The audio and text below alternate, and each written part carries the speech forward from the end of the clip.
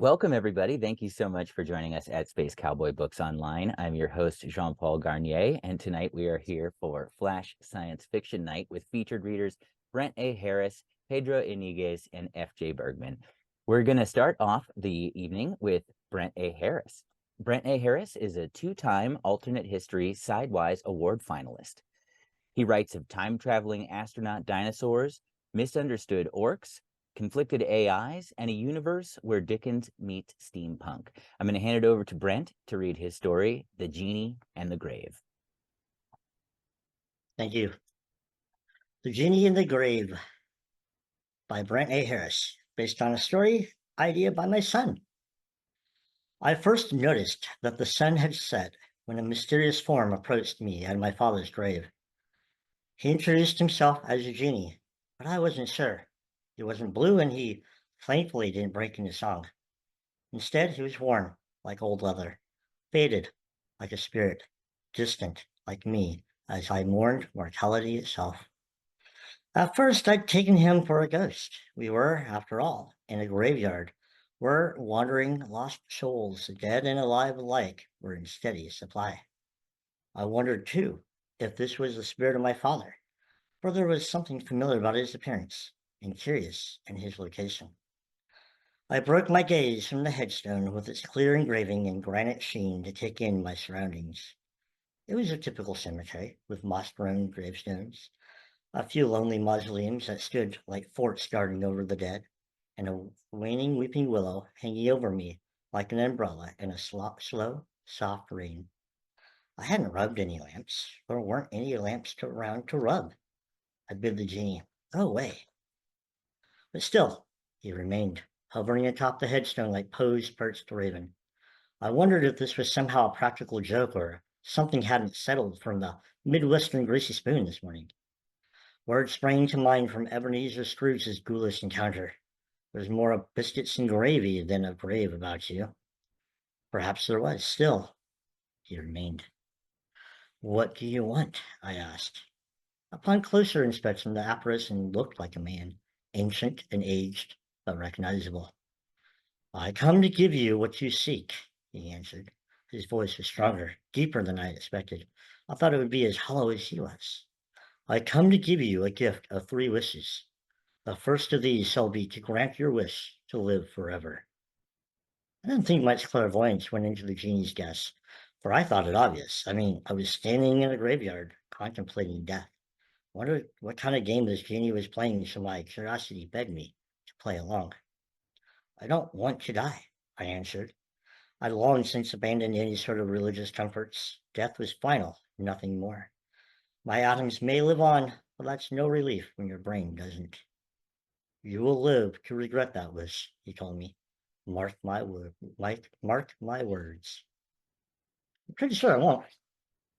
As you command, he said. You shall be immortal. Perfect health, unable to die. I thought of vampires and monkey's paws and deals with devils. If I were standing here, likely talking to myself, I might as well make a mental exercise out of it. There is no way I'd let some fine print fool me. Of course, he answered. You have 2 more wishes. Sure I do. And I was late for my threesome with Ryan Reynolds and Blake Lively, too. The thought of wishing for the stars and landing on the moon spilled into my next wish without too much thought. Okay, I've always wanted to see space. It wasn't a bad wish, really. I'd long been a fan of Star Trek, Herbert, and Heinlein. Humanity was destined to reach the stars if they could overcome their infighting first. I wasn't going to I wasn't going down that rabbit hole of world peace, but enough kumbaya to travel the final frontier together seemed fair. I explained it to him in detail as the night hours deepened. You will no longer die, and you will witness your world reach into the depths of the universe. What is your final wish? If I was to live forever and travel into space, then I didn't want to be mucking toilets on Deep Space 5 forever. I needed some brains, something that would make me invaluable to the task of exploration and discovery. I want the ability to learn quickly and understand it all, I said thoughtfully. I was never the best at school, probably too busy with ADHD and daydreaming of worlds not my own. It is done, he said, vanishing. I left the cemetery that night with the belief that none of that had been real. But it was no prank or trick of the brain. The years went on, and I did not age. A dozen of my brides and grooms wilted away like a bouquet of roses, till each branch of that old weeping willow became his friends. Still, even with much to mourn, I thirsted for life. I took part in dozens of discoveries as technology raced ahead. Towering spires reached skywards like a 50s science fiction utopia. I was among the first to colonize Mars and bring to its surface vast oceans that made the planet home to millions. Soon, we were racing across the stars. The genie had been real, but he had been wrong. I had no desire for death, especially as humanity placed its foot into the far reaches of space. There were enough aliens and civilizations out there to fill every science fiction feature ever created, and each one brought their own galaxy of knowledge. I consumed greedily.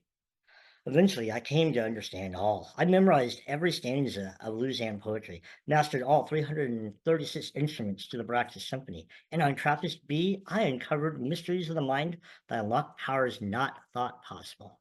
There was nearly nothing left to know. And then it came, the heat death of the universe. It was then that I began to consider the genie's words. Near a star cluster in the Jade's galaxy on the far side of the stars, I pieced together the secrets to time itself just before the universe ended. With me as time's master, I escaped death yet again to the only place that offered mystery, the beginning and the genesis of the cosmos itself. Perhaps there was some truth to the genie's words. Wandering listlessly without a puzzle to solve, a connection to make, I went back to the beginning of time as gases coalesced and planets formed, and a familiar sun rose from a world I had once called home. I lived apart for billions of years more as life crawled out of the Proterozoic ooze. I meditated in the Mesozoic as dinosaurs rose and fell. I survived the asteroid and saw the birth of our oldest ancestors. I was a neighbor to the springing of Mesopotamia and the rapid rise and spread of man.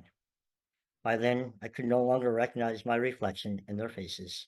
I was something else, hollow and hopeless. But I drifted ahead, knowing that I would soon complete a lesson trillions of years in the making as my existence came full circle. He had been right, after all. Shortly after, I came upon a long forgotten face, mourning fate in the graveyard, where I had become the genie. That's it for me. Thank you so much, Brent. Next up, we have Pedro Iniguez. Pedro Iniguez is a horror and science fiction writer from Los Angeles, California. He is a Rising Award finalist and a Best of the Net and Pushcart Prize nominee.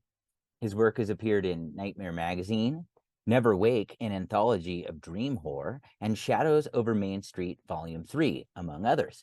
His forthcoming poetry collection, Mexicans on the Moon from Space Cowboy Books, will be out on September 3rd, and I will definitely be sharing links in the chat to that, as well as to an event we have coming up with Pedro on September 3rd as well. I'm going to hand it over to him to read his short story, Sneeze. Thank you. Sneeze. As Rogelio woke that winter morning, Grandpa Ludovico stepped through the door, his shoulders hunched forward as he sniffled and wiped snot from his nose.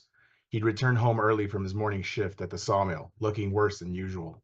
He moaned and slogged his way towards the dining table, his eyes accumulating a thin layer of moisture like a child about to cry.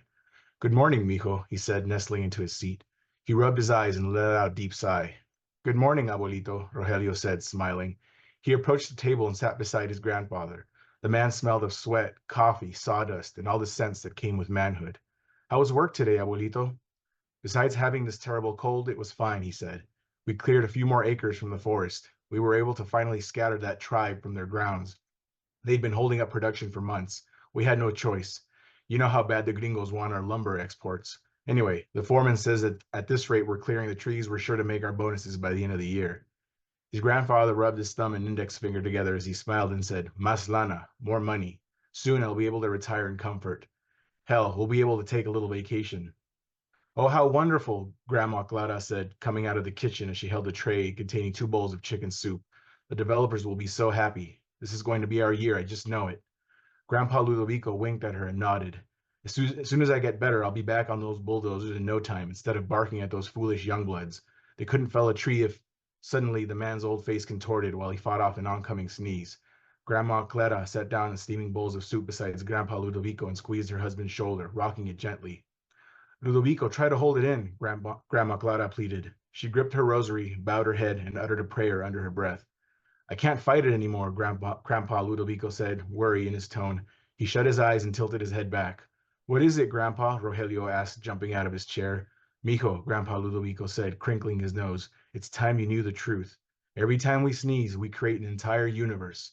Every spick of spit and snot houses a galaxy, and in seconds, entire life cycles go by until the mist dissipates, and then, achoo! Grandpa Ludovico finally sneezed, shooting a violent spray of moisture and phlegm into the air like a geyser. Look, Mijo, he said, pointing at the cluster of haze spiraling over the table. The mist swirled and expanded. The specks of moisture hung on a beam of sunlight emanating from the kitchen window. That's a whole world you're witnessing. You see, time is relative to everything.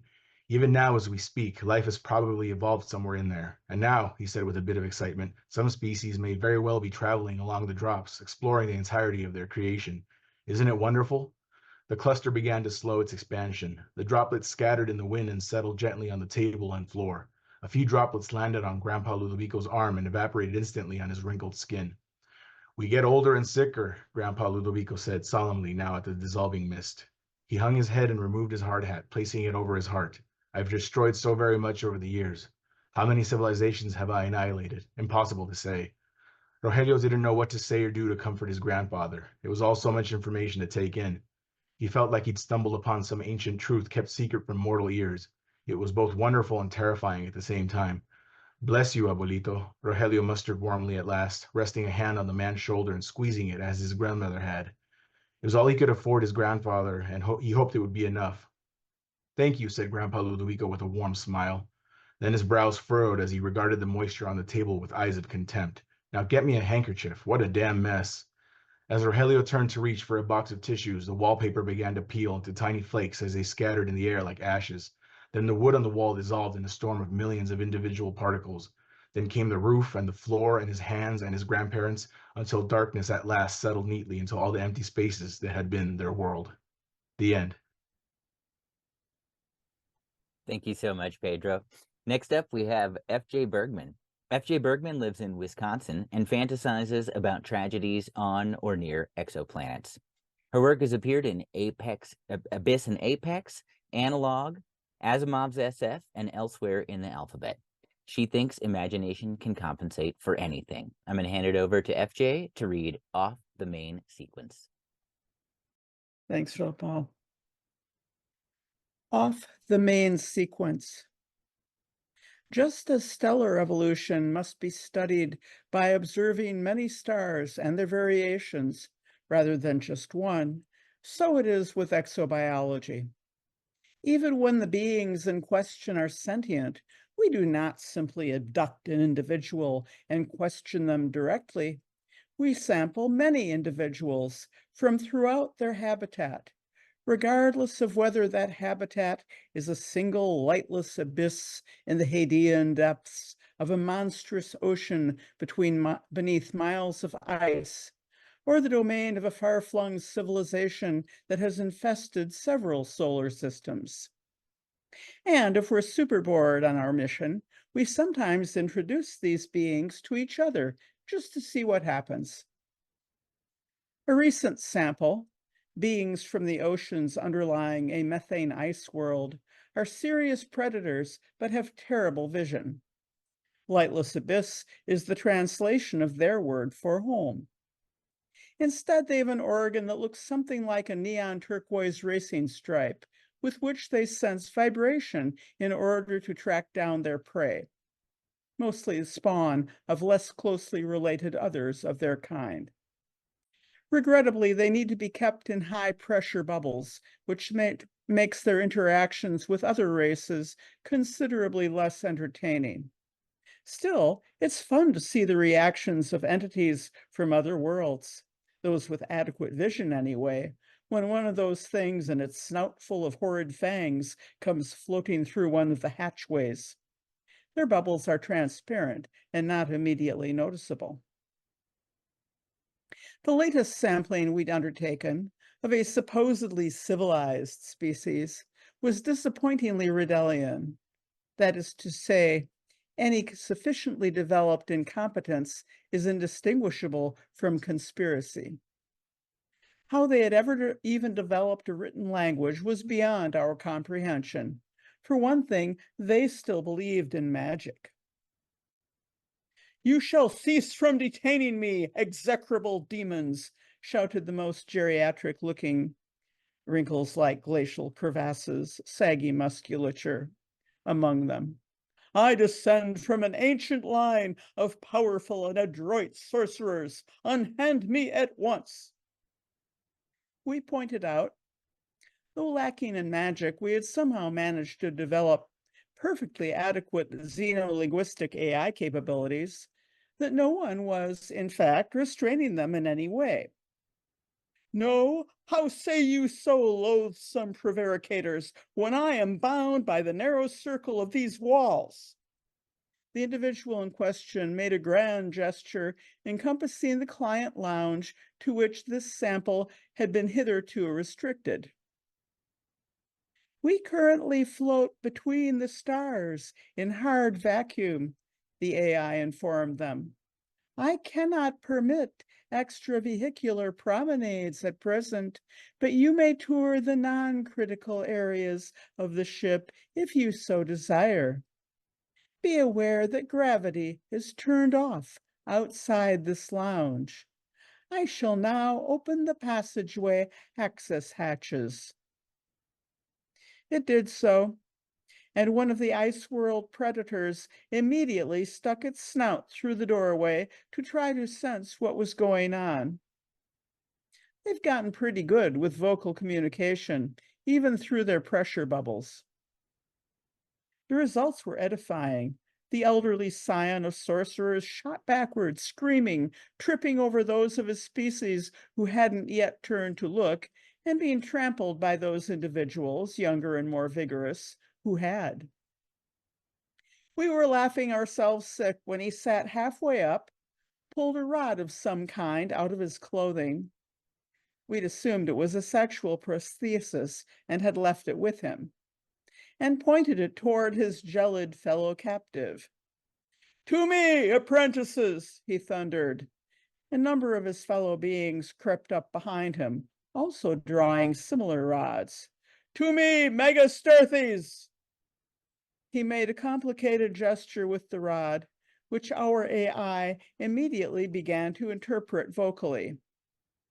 "Flay, dismember, bone, brine, roast above saltwood embers until done. Season with aromatic herbs, but only if fresh." The predator's pressure bubble exploded violently, releasing an overpowering gush of liquid methane. The predator itself swelled immensely, and a second later also exploded. We watched, fascinated, as the various shreds peeled themselves, curling away from the cartilaginoid structure underlying the cadaver, briefly dripped a clear fluid, and began to visibly heat, browning in midair and emitting an appetizing smell of roast fish, only slightly marred by the methane overtones. "And thus," the old fellow roared triumphantly, struggling to his knees and attempting to rise, "do we deal with our enemies? Bring me a plate and a knife, fork, and napkin. I shall personally see to the utter destruction of those who conspire against us." We are currently on our way back to the planet where these sorcerers originated. They have made many curious demands on our vessel's hydroponics facility, which we are careful to satisfy as accurately as possible. We were relieved to find that their sorcery cannot influence robotics or the merely electronic. We have pointed out that our AI operates all aspects of the vessel's drive, navigation, and life support, and that magically damaging it or attempting to coerce it might result in non-recommended operations. but our AI has been conversing with them privately, and we are very much afraid that it is learning magic. The end.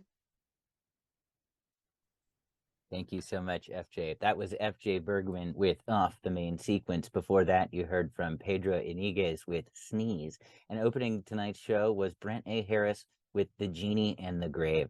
Thank you all so much for joining us at Space Cowboy Books for Flash Science Fiction Night. Thank you to our audience and our readers. Our next Flash Science Fiction Night is coming up on September 9th. It'll be a Monday this time, just because I accidentally booked it for a Monday.